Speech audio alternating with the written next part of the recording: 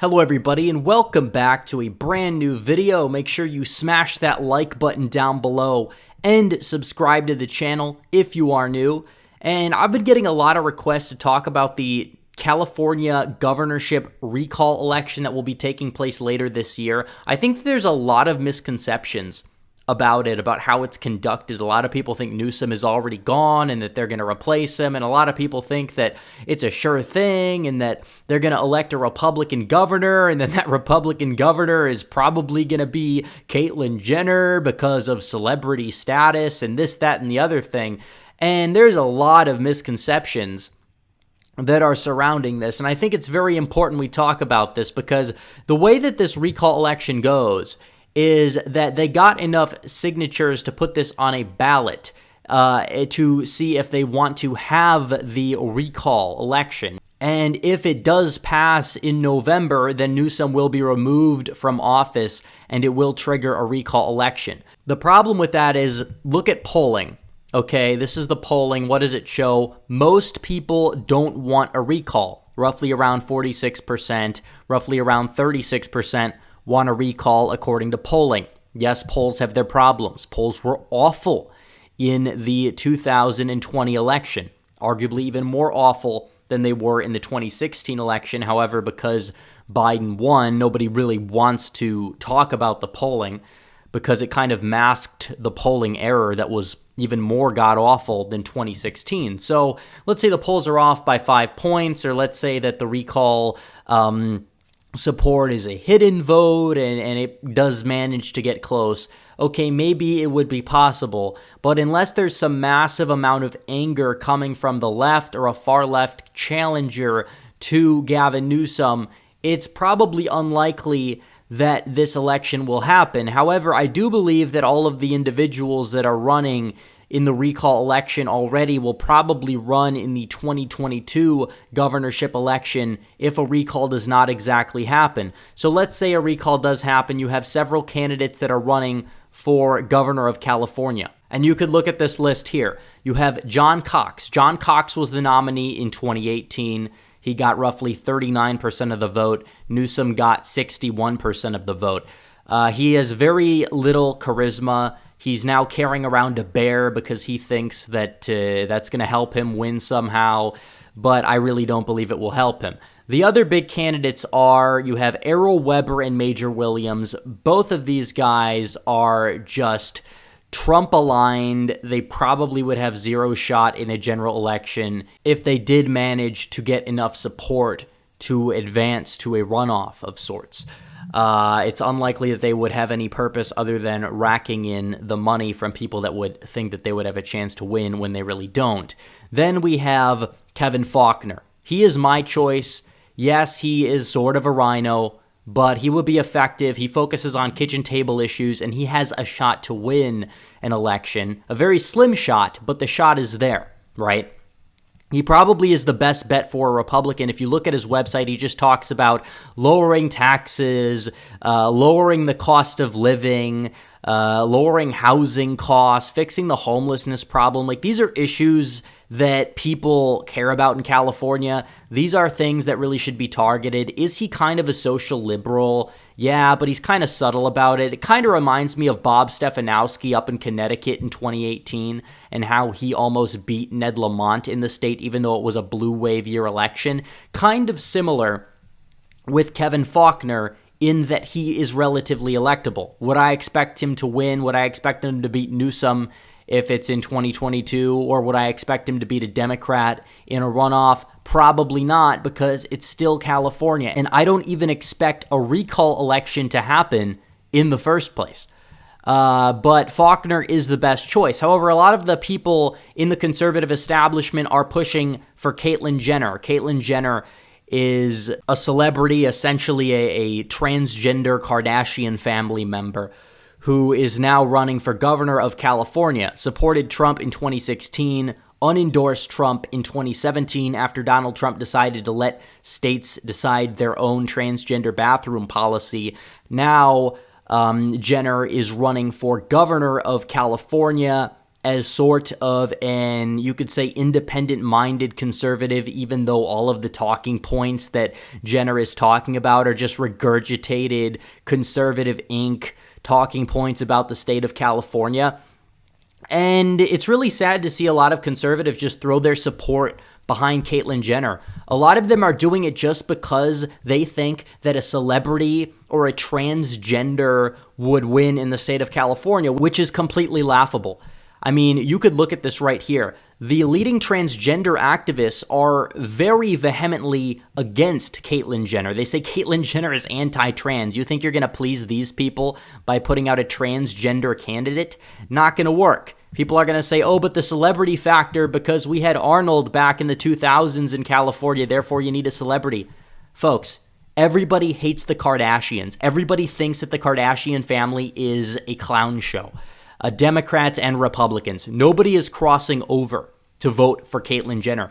In fact, Kanye West would probably have a better shot at getting 30% of the vote or so in a runoff election in the state of California compared to Caitlyn Jenner. Nobody takes Caitlyn Jenner seriously, or really anybody in the Kardashian family. But if you guys want to talk about the transgender argument, there are a lot of conservatives who would not feel comfortable voting for a transgender candidate. I mean, you could look at what happened in Vermont in 2018, and Phil Scott was kind of vulnerable. He was not super vulnerable, but kind of vulnerable. You had a Bernie Sanders-endorsed transgender female candidate that ran for governor and lost by 15 to 20 points. Even some liberals are probably not exactly fully down with that idea. I don't think that they would admit it because they don't want to be called transphobic or whatever.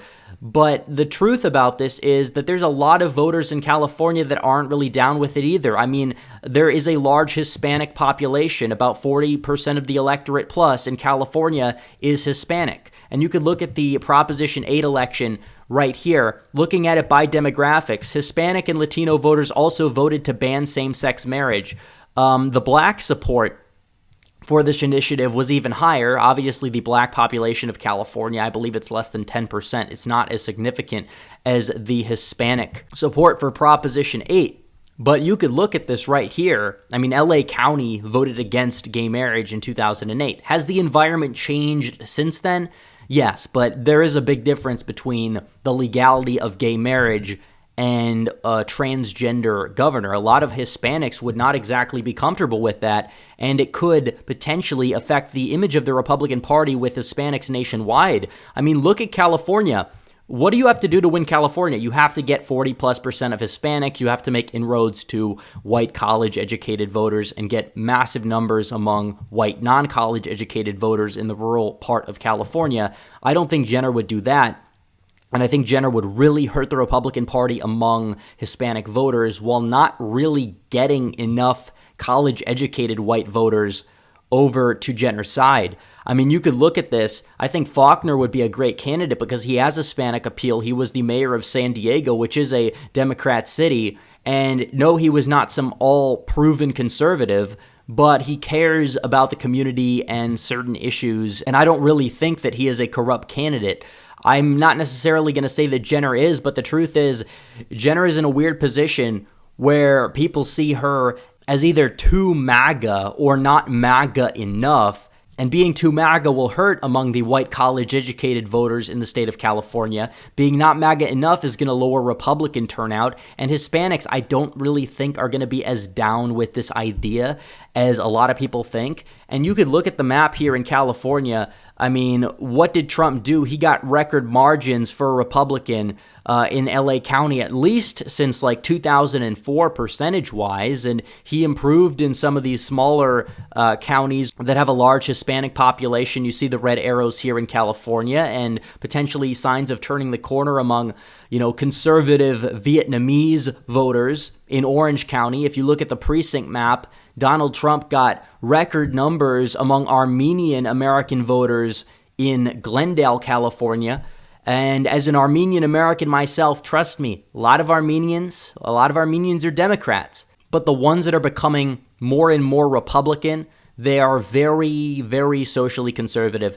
probably not entirely down with the idea of Jenner. So I don't see why they're pushing Jenner, because Jenner has no chance, and it's not like being a celebrity or transgender is going to be a big help.